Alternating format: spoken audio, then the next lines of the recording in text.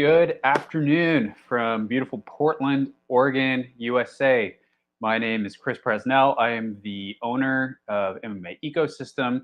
Also work for Tapology and some other places. So you have found yourself at the MMA Ecosystem Live podcast. So welcome, where I go over the weekend of Asian MMA and also look back on news coming up, news announced for the future, and also take your questions. So we'll get to those. You can go ahead and shoot those in the chat if you would like. So yeah, go ahead and definitely subscribe to the channel and like this video if you're enjoying it. Of course, you already know how to do that.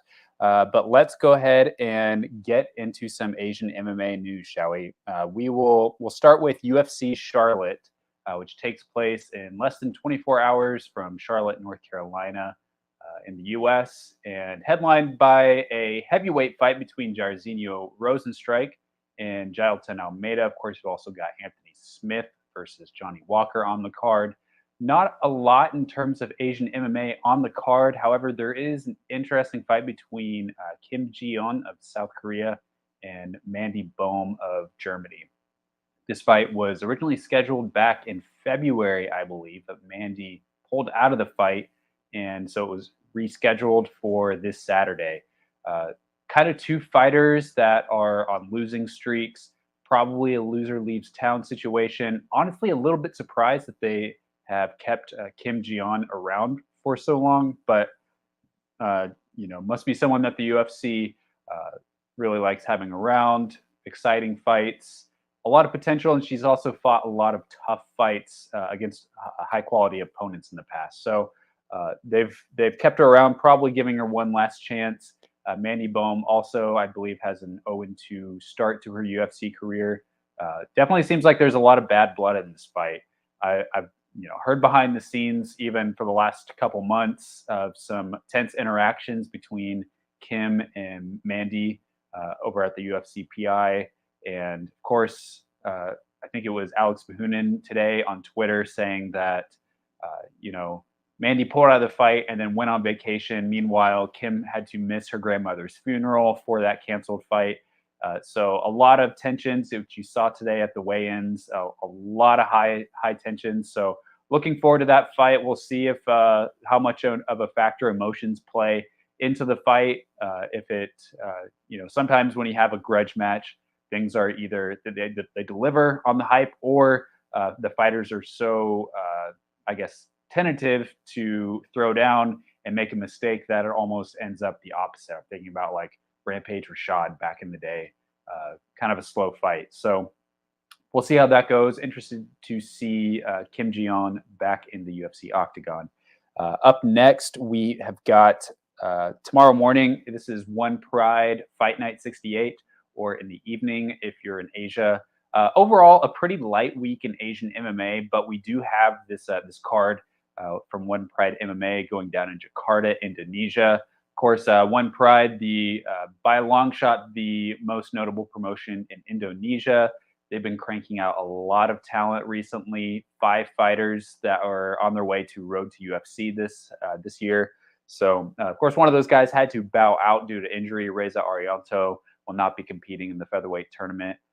But you still got a lot of really good fighters that One Pride has developed and sent over to Road to UFC. So this Saturday, tomorrow, they'll have another event in Jakarta, and these events are like these supersized events that span 18, 19, 20 fights, and then they break those up into segments and air them over the next couple weeks.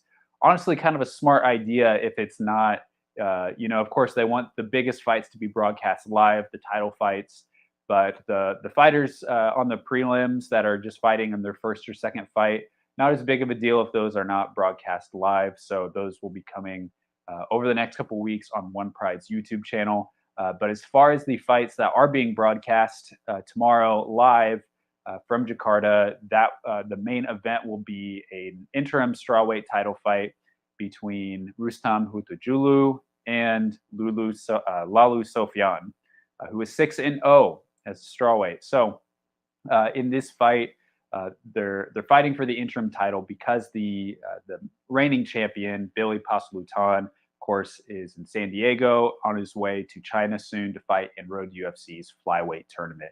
So they're creating this interim title. Lalu Sofian, definitely one of the top prospects out of Indonesia right now, especially that isn't in the Road UFC series. So he'll be fighting 5-4 Rustam Hutajulu. Hutajulu most recently fought for the flyweight, or sorry, the strawweight title. He fought against Paslutan, and the fight almost went the full 5 rounds when Billy submitted him with a rear naked choke in round 5. So he at least does have that championship experience. Before that, he took out a previously undefeated Gideon Manurung. So he's got a 5-4 record, but fought a lot of really good competition, some good wins, and of course fought for the title in his last fight. So that should be a good fight. Otherwise, there's 19 fights going down tomorrow. Only 3 will be broadcast live. The other 2 fights that will be broadcast tomorrow are Mario Satya Marawan, who is 10-7, against Andre Pacarianto, who's 4-2. Also, Lipin Satoris, who is 5-4, fighting Kennedy Sihombing, which he is 3-0. And then down the card from that, really the only fighter that I am curious to see how his fight turns out, although we probably won't hear what the result is for a few weeks, is Ananda Wayu, who is 4-1. I believe he's won his last 4 fights. So that event goes down in every successive Saturday. One Pride MMA, you can catch that on their YouTube channel. It is $1 a month, but come on, $1 a month for 4 MMA events. There's no better deal aside from free that you can ever find. So, of course, I believe if you're in Indonesia, that airs on TV. So, One Pride MMA, check that out tomorrow. Another interesting thing going on this weekend, which definitely caught me off guard, was this Combate Global show. Definitely, Combate has never really been on my radar in terms of Asian MMA. They've produced some great fighters. I think of like Yasmin Yargway, a lot of great Hispanic, Spanish-speaking fighters. But yeah, obviously they've never really ventured into Asian MMA. But no longer, for the first time tomorrow night, they will be having a Mexico versus Japan card, where 3 fighters from Japan will be making their way to Miami, Florida, to fight 3 Mexican fighters. So the first, I should say the main event of that event will be Chihiro Sawada versus Ana Palacios. So Sawada recently fought for one championship for the One Friday Fights deal. I believe she is 3-0 or 4-0, something under 5 fights, but undefeated. Really young Japanese female fighter. Looked pretty good in that fight. I think she won that fight by submission. By her rear naked choke, I believe, and making her way over to America to fight. So that's a really big experience boost. Most fighters under 5 fights don't often get the opportunity to travel from Asia to the United States to be able to compete. So that's a really big opportunity for her, win or lose. And who knows what we'll see from her in the future, if she'll make her way back to one championship, if she could even make her way into the UFC. We will see. One championship, these One Friday Fights contracts are just 1 fight at a time. So that's why she opted not to sign another one with one championship. I can't imagine why they wouldn't offer her another one. But she may have gotten this opportunity from Combate and taken that. So definitely props to her management for figuring that out and getting her that opportunity. I'm not sure why Combate is wanting to do this kind of event. Mexico and Japan, not necessarily a rivalry there, not a lot of crossover in terms of fans, but maybe Combate is, going to try to put more emphasis on the global side of their name and branch out outside of Latin America. So we'll see about that. That could be kind of cool, very interesting, and we'll see where that goes. The other fights featuring Japanese fighters: Shinsho Anzai fighting Victor Valenzuela, and Yuji Yannick fighting Geraldbert Castillo. So that goes down on the Paramount Plus app. I believe it starts at midnight Eastern or 9:00 p.m. on the West Coast. So I will be trying to catch that tomorrow night. Other than that, other news, I believe there is a WLF show next Tuesday, the 17th. I have not heard anything about that, although only from some releases that WLF put out there over the last couple weeks that there would be an event on the 17th, and I also had heard that behind the scenes too that there would be an event this month, but I haven't heard anything about that. Don't know the location of that. No events confirmed. Of course, I'll definitely put that out there as soon as I hear anything about it. They, from what I have been seeing on WLF's WeChat channel, they've been putting out some content, kind of hyping up one of their fighters, newer fighters, Ili Jati, who is, I think he is a Uyghur Chinese fighter. So he's also like a really famous model. So they're really putting a lot behind him, and I'm wondering if he's going to be fighting on this show. There's also another fighter, an older fighter, is his name Fuguo An, who they've been talking about a lot recently too. Wondering if he could be on that show. So keep an eye out. I will be sure to post about that as soon as I hear anything. But let's move over to some Black Combat news. So they have been putting some stuff out there over the last 24 hours, some news about some of their next events, main events. Of course, they do have an event this Saturday. I've posted that fight card on my social media. Kind of a card featuring a lot of fighters either on losing streaks or making debuts, kind of more on the lower level of competition. Not to say it couldn't be a great event, but you know, kind of that kind of event to try and build some stars from the ground up. But they have been announcing a lot of things for the summer. I know they've announced some main events for June, which I put out there. Also, they just put out the main event for their May 27th event, which, good Lord, people, May 27th, that weekend just has way too much Asian MMA going on. There's like, of course, there's Road to UFC on back-to-back days. There's NYSA. I know JCK has their semifinals, which I did see that JCK is back on Fight Pass, ladies and gentlemen. So that is great news if you have Fight Pass. Saw them on the app today. Also saw that they have uploaded all the recent events from this year. So apparently they work things out. Their off on and off again relationship is back on. So that is great news. Always been kind of a headache for those of us outside of China to try to watch. A lot of lagging going on in streams. So that's the big win with Fight Pass is just like the streams, always good, always clear. So looking forward to that. However, going on at the same time as Road to UFC. So, interesting that most of like China's best prospects are all competing at the same time on the same day. So, busy weekend coming up. But Black Combat also has an event going down. Let me share this with you all just to make it a little easier. Just a lot of quick hits here on Black Combat. So, May 27th, we've got Kim Sang-woon versus Lee Kang-nam in the main event, flyweight main event.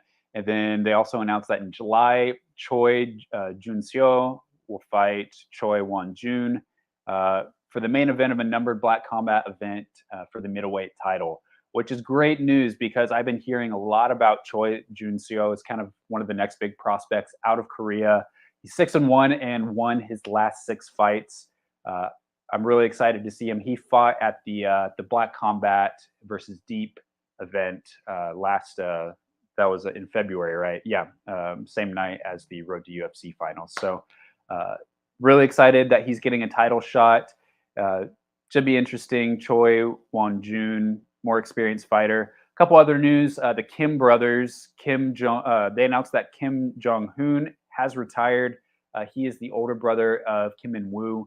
And he came back, fought once, had a good return, and he has decided to retire again. He took like a 4-year break in between, kind of a pseudo retirement before that, but he has retired again.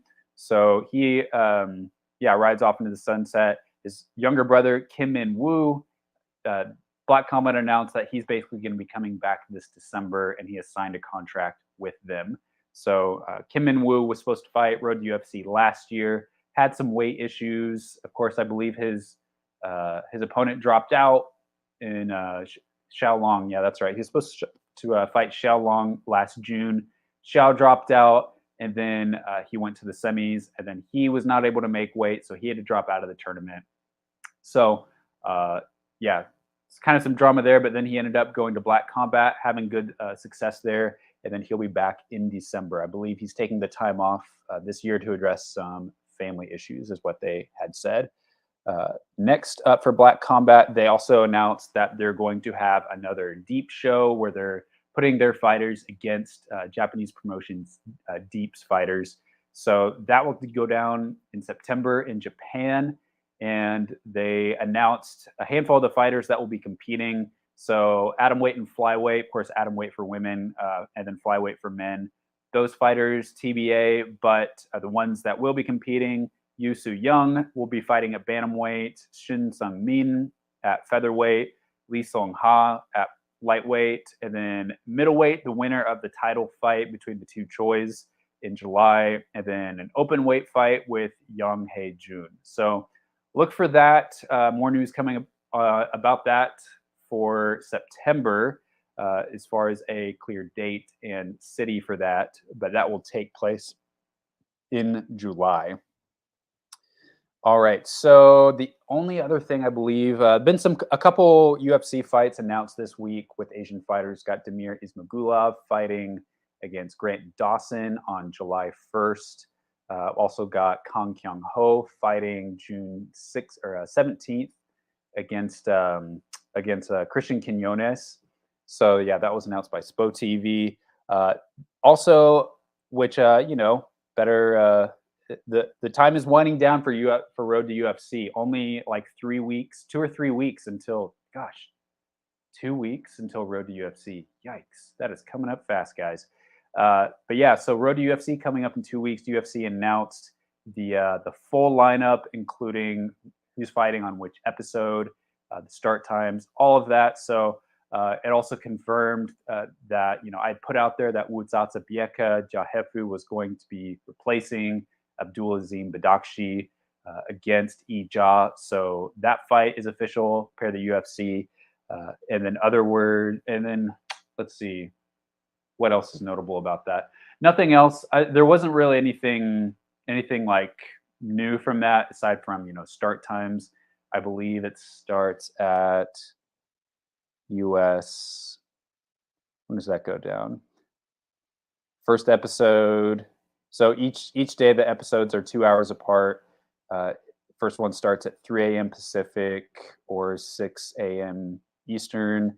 Second episode starts at 5 a.m. Pacific, 8 a.m. in the East. So those go down on UFC Fight Pass from the UFC PI in Shanghai. So yeah, looking forward to those a lot. Going to try and put out some content out there the next couple weeks, but we shall see. So, you know what time it is. Time for your questions, y'all. Hello, my man, Russell Jamia. Let's see what you guys got. I'm sure you guys got a lot of Zhang Wei Li and Yan Xianan questions. Rio says, what do you think of fighters like Damir Ismagulov from the lightweight division not being able to crack the top 5 since Gaethje, Poirier, and Chandler won't fight him? Well, I mean, he did fight Arman Tsarukyan in his last fight last December and lost a decision. So you're right.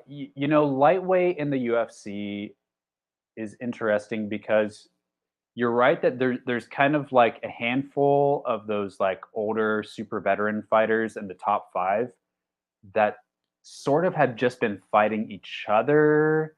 Not a whole lot of turnover in that top 5. Of course, you had Rafael Fiziev fighting Justin Gaethje last year. But otherwise, yeah, like those guys, Chandler, Poirier, Gaethje, of course, now Islam Makhachev's at the top there, but Charles Oliveira as well. Of course, he's fighting Beneil Dariush next month. But yeah, I mean, it'll just be a matter of time before you get that turnover.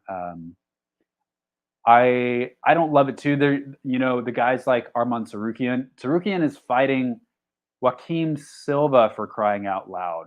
Great fighter, but just like not really even close to the top 15. It was one thing if he would be fighting a guy that was at the hypothetical like number 16, 17, 18 rank, even though I know those don't exist, but like somewhere close to the top 15. But like Joaquin Silva is kind of like middle of the pack of lightweight. He is really good, and like the fight could end up being close just because of how stacked the lightweight division is.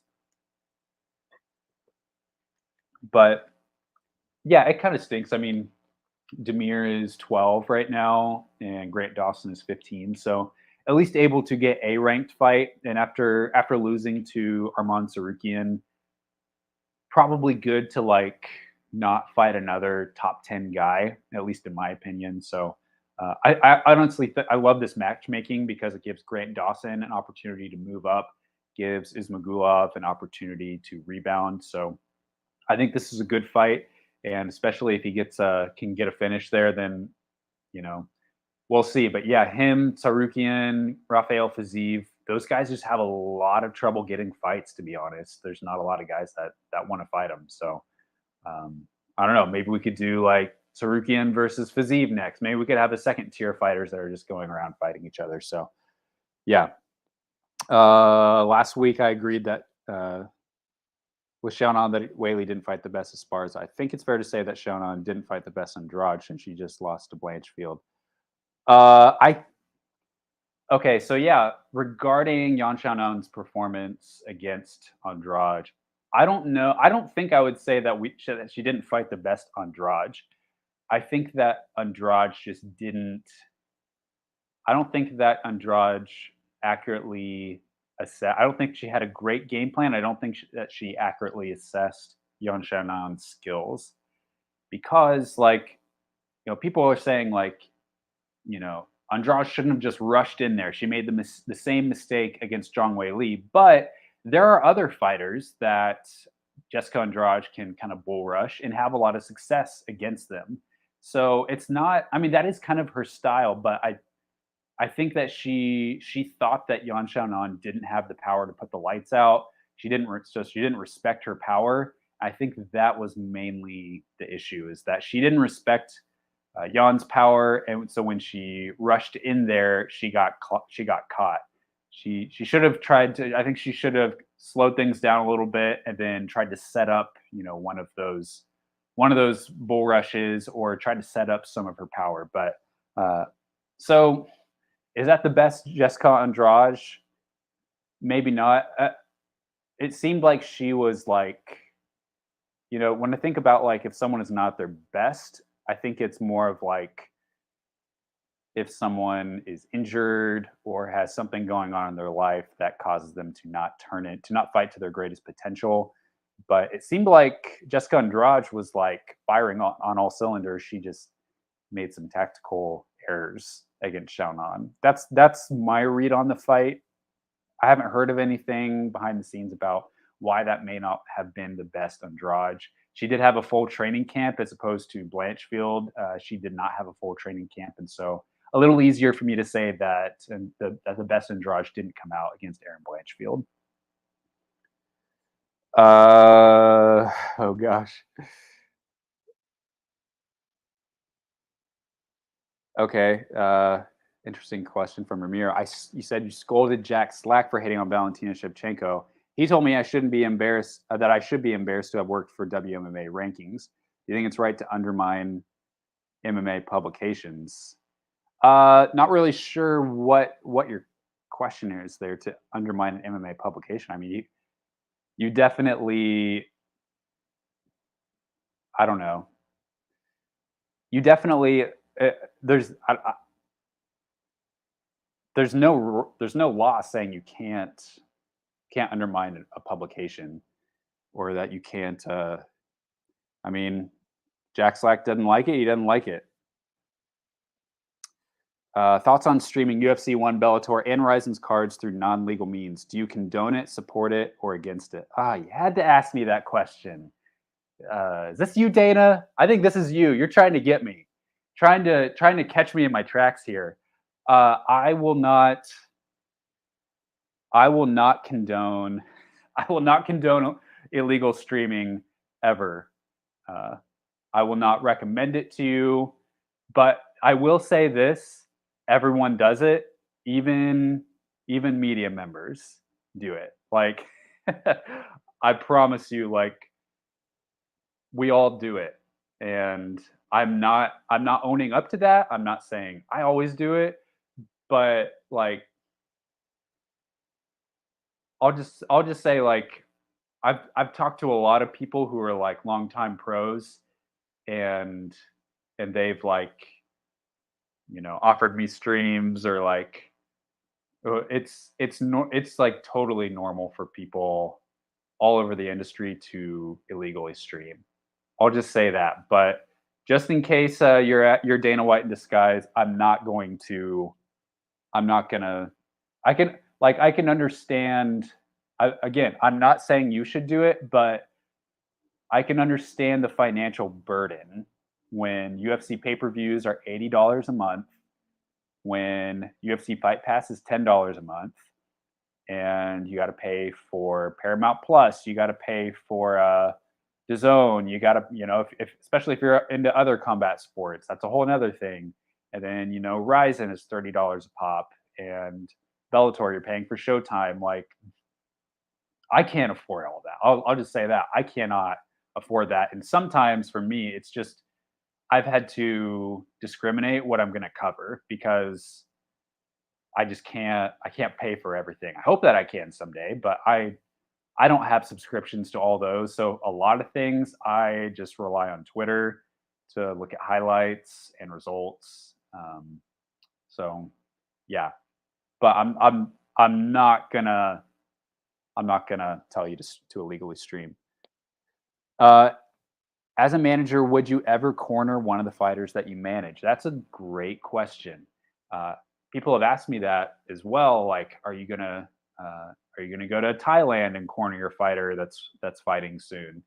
And managers, I would like managers usually have some combat sports experience, maybe like the media or people that work as analysts, but we're not necessarily experts. Now, sometimes cornermen, fighters choose cornermen that maybe they're not looking for technical advice, but they're just looking for someone to, give them water, give them pep talks, things like that. Sort of just more of a support to the main coach. I would definitely be open to that, but even though I've trained MMA, I've fought in an MMA fight, like I don't I don't have the expertise to be able to steer a fighter in a fight. So I would probably say no. The other thing is like a lot of smaller promotions, even mid-level promotions, you only get one cornerman. So if I was asked to be that one cornerman, I would probably tell the fighter like, appreciate you, man, but like surely there's like anybody else that you can have as a coach with you to give you technical advice. I'll go with you to the fight. I will do everything that you need me to do, but I probably shouldn't be the one giving you technical advice. But anything else, hit me up for sure. Okay, the fight between Sofian and Hutajulu, that's on One Pride MMA. How is that manipulative matchmaking for the undefeated fighter? I'm not sure if I understand your question. If you're asking if it's manipulative matchmaking, so this is an interim strawweight title fight. So this isn't like necessarily like the top strawweight with One Pride is Billy. Probably the second one is Sofian, and then probably the third is this other guy Rustam Hutajulu. Let me just see if I can bring up his record and compare it to Sofian's.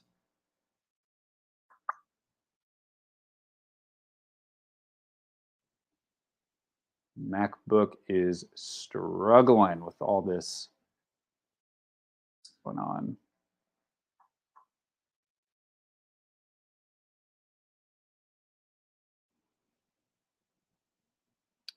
All right. And then let me share my screen if I can.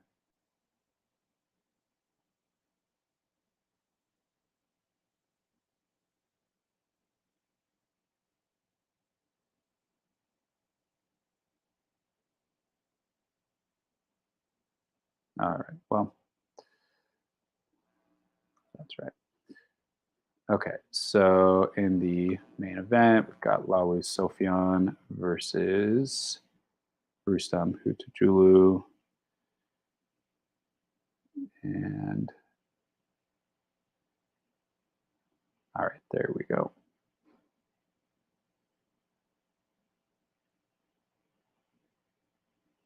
All right. Well, issues once again. Perhaps I've forgotten to do it.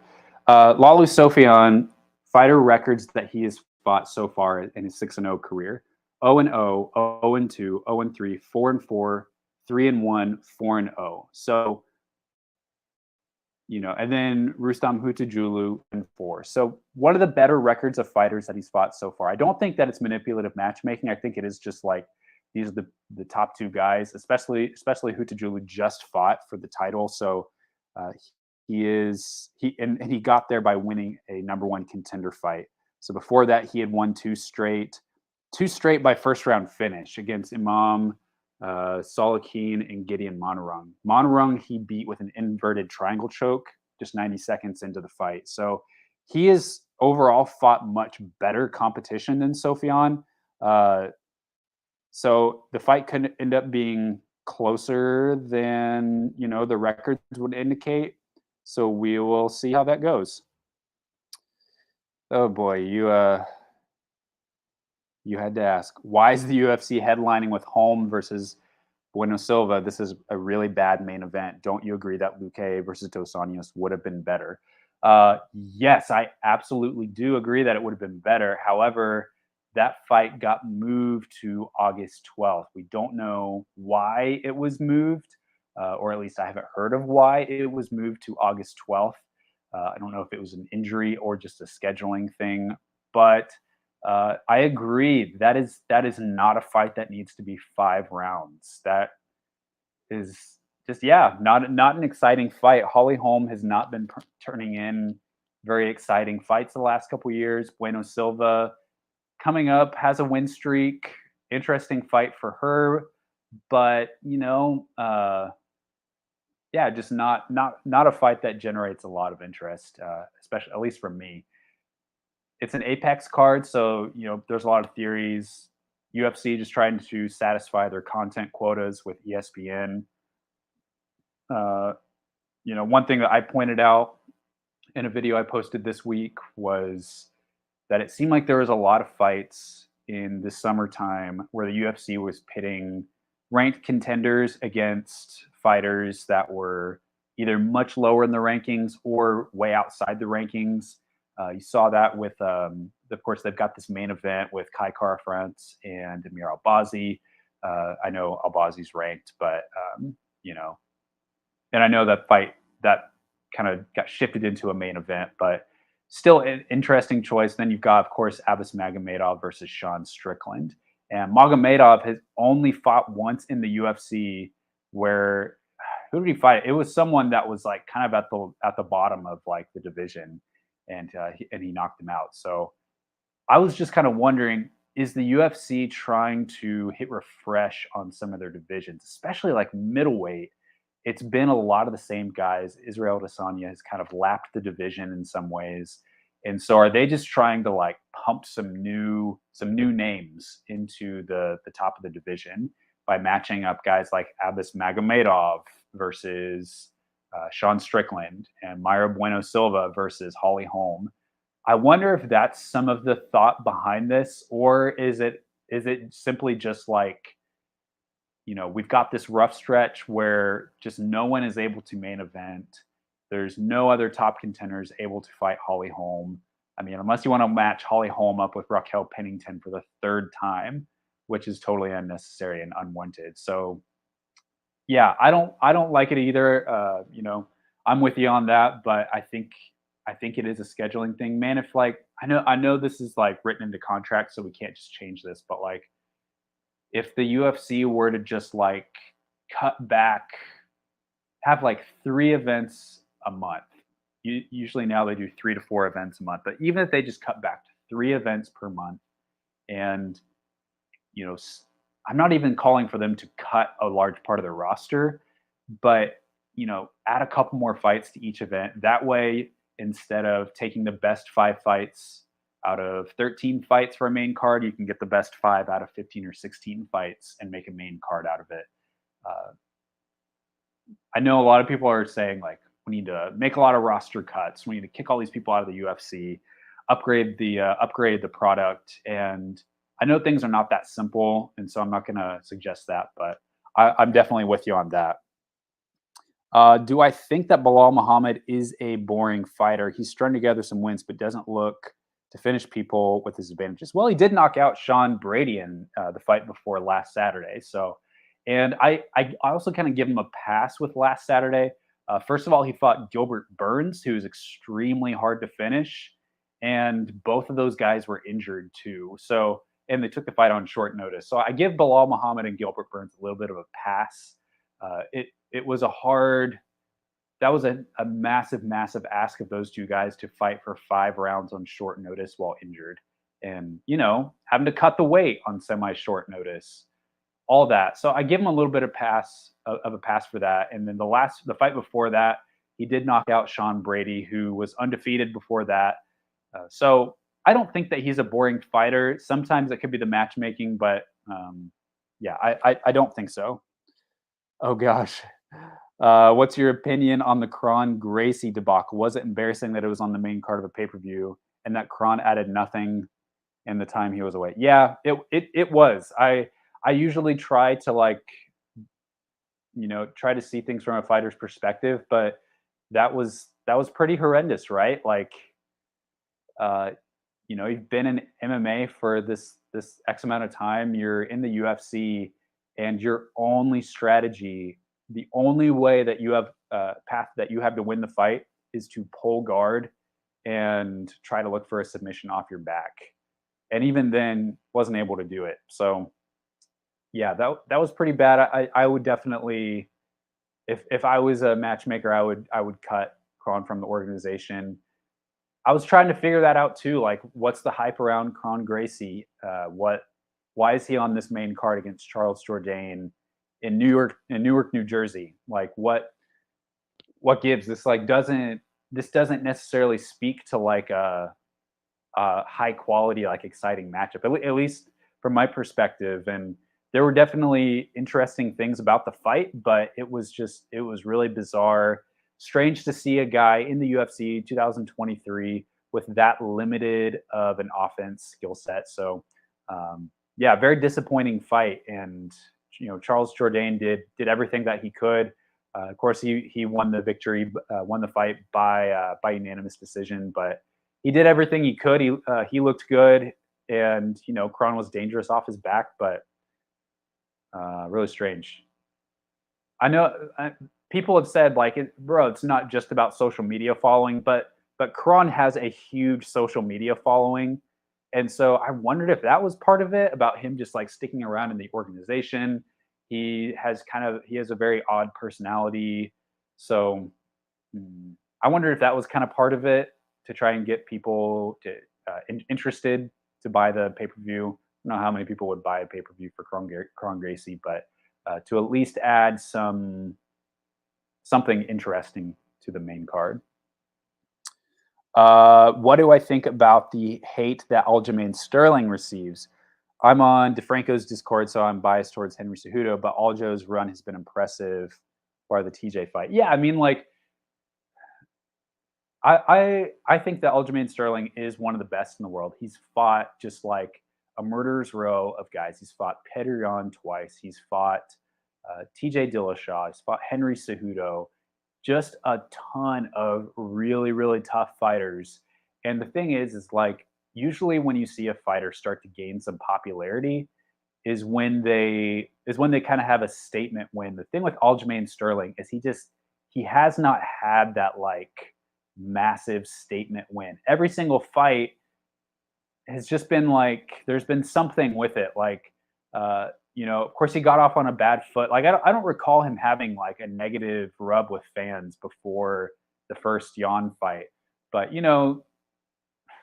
and I think it's really unfair, but I think some MMA fans felt like he was coming off as kind of a whiner with the first Yan fight. Second fight was kind of close. And then the Dillashaw fight was just kind of like a waste of all of our time. It was almost like a lose-lose situation because like it was clear from the start that Dillashaw was not going to be able to put up a competitive fight. So what's Sterling supposed to do? Even if he gets first round finish, there's kind of an asterisk next to the win. So that fight didn't do much for him. And then this fight, he wins by split decision. But yeah, I mean, that he's fighting the literal top of the division. He's fighting just like incredible fighters. And I think that he's absolutely one of the top like 3, 4 in the world, especially on the ground, especially if he gets your back. I mean, he's just amazing from that position. But I think that eventually, well, I'll say this: if he's able to get like a statement win, if he's able to like knock out Sean O'Malley, or you know have an amazing like back and forth fight where both guys are nearly finished, I think that fans will eventually come around to him. But he just hasn't had that like statement breakthrough piece where he's hitting highlight reels and whatnot. So see if he can hit that. Thing is that it's bantamweight, so he's going to be fighting killers from here on out. There's no tough fights going forward for Aljamain Sterling, or there's no easy fights. Yo, WMMA scene. Good evening, Chris. Ana Palacios is a dangerous opponent for Sawada. She broke Korea's Bohyung Park's arm last year. Very dangerous off her back. Yeah, I agree. I've been hearing a lot about Ana Palacios for a long time. That she's a good fighter. So should be an interesting fight. What's the point of promoters hyperinflating the numbers of the shows? At the end, people can just tell they're lying. So what have they achieved? What they have achieved is that they are pitching to investors. So y'all don't realize like how much of what promoters do is them basically having like a public meeting with their investors. I'm hearing this more and more kind of behind the scenes of like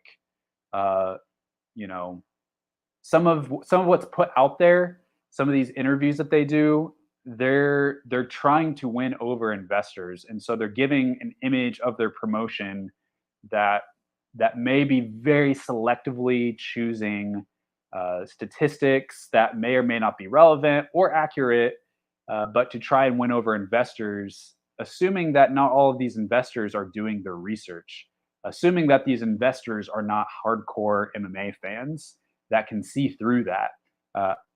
So, like, it's not great for building trust with MMA fans, right? And some people will buy it either way. You see people posting these after pay-per-views. You see people posting these graphics with the payouts to the fighters and these in this yellow font. 7 million, 700K, like these numbers that have no source, that cannot be verified, and people just buy it. But yeah, some of these promotions almost act more like they're investor FC, venture capital FC, whatever. Something that was interesting that I saw. So I'm about to sound like a total like nerd and tool, but like I follow some people on LinkedIn, and I'm not saying I necessarily like fully agree with it, but who is it? Murray of the PFL CEO.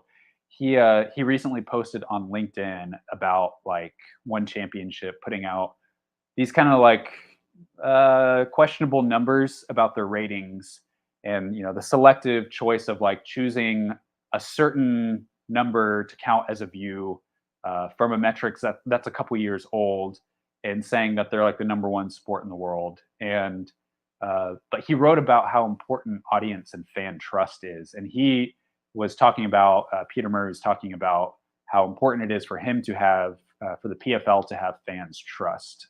And so he's like, yeah, we're not going to put out any like bogus numbers out there, or like what you get is what you get with us. And I just thought it was interesting, his perspective on that.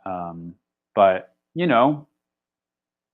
so much of what promoters make, especially from like a One Championship and a PFL too, is from their investors, from venture capital.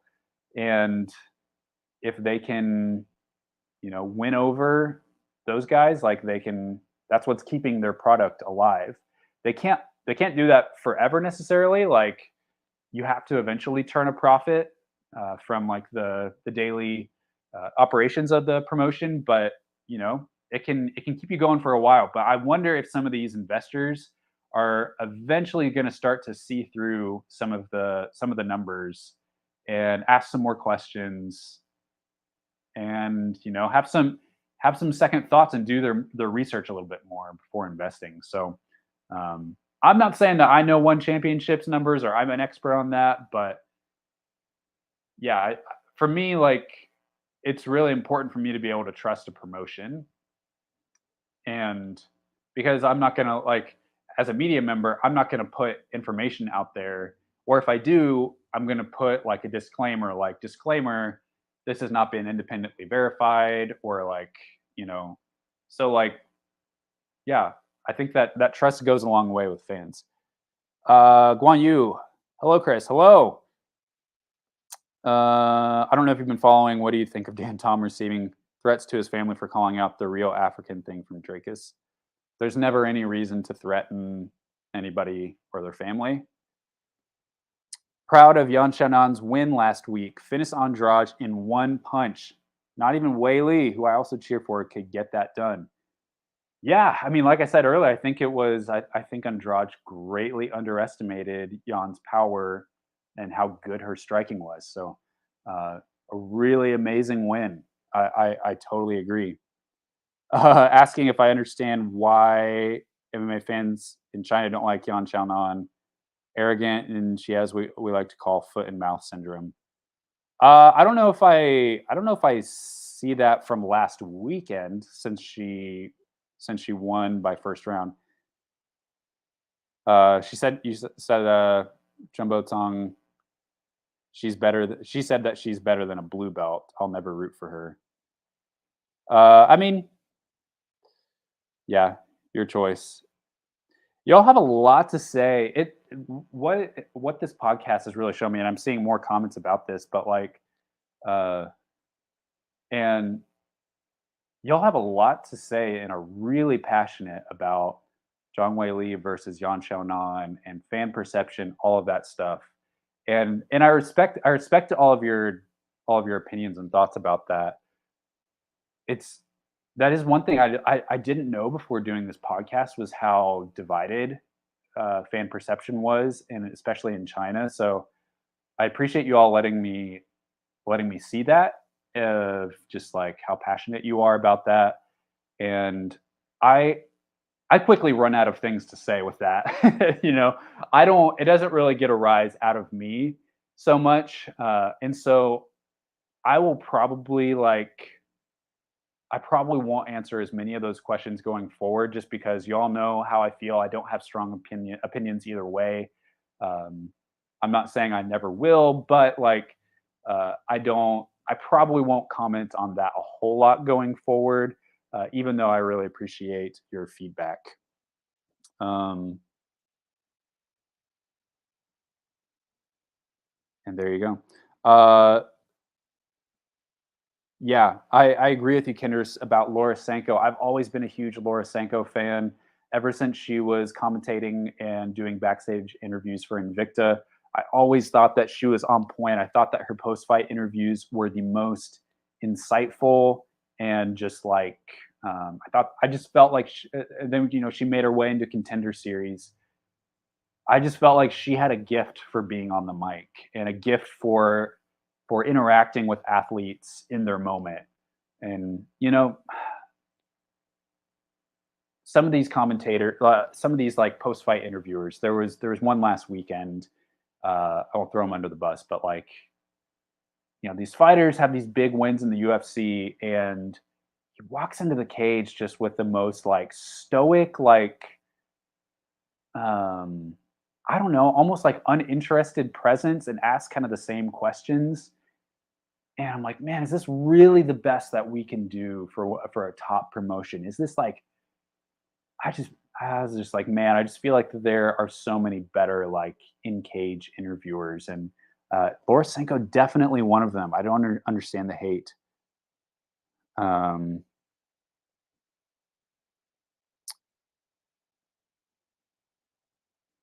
let's see.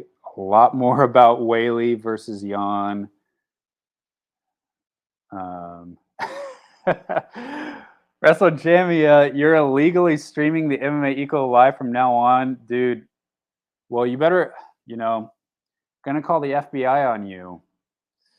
WMMA was at. Oh man, dude, you had to have like one of the best weeks.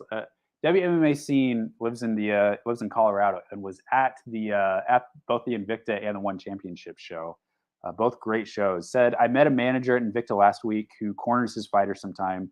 It helps the fighters save money as he only charges them for his management fee. Yeah, I could see that. And again, like if you have the technical knowledge to do that, then and different fighters need different things from their corners. Some fighters like just want more of a pet talk and more of like someone that they really know in their corner, just to give them one or two things. And I could I can give like real basic advice, not a whole lot more than like your average armchair MMA fan, but like yeah, I definitely understand that, especially if you have the technical knowledge. Uh, Guan Yu, you are right that Kron is a Gracie. Gracie name still carries a lot of weight. Probably always will in the sport. Remember to hit that like button, everyone. Listen to the man. But yeah, you're right. He is a Gracie, so there is a lot of respect there, and part of that is probably some of the reason he's on the main card in the first place. It's just like I think the question is more like, should this particular fighter be on the main card of a pay-per-view in the UFC fighting MMA? I think that's more the question.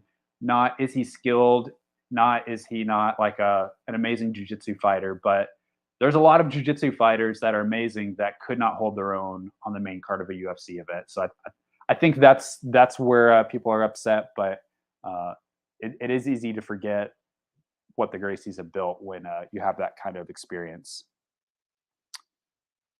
Let's see. Yeah, some more agreement about Laura Sanko. So yeah, that is it today. Thank you so much, guys, for your questions.